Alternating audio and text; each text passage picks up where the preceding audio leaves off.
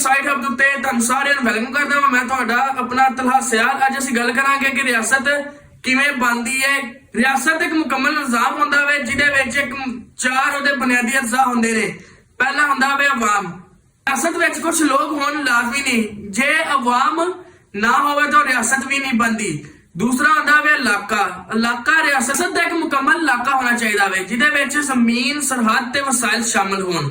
हुकूमत रियासत के अंदर एक मुकम्मल अदारा होना चाहिए वे जो निजाम बनावे यानी कि इंसाफ कायम किए जान ओदे विच। फिर चौथे नंबर ते आंदा वे खुद मुख्तारी।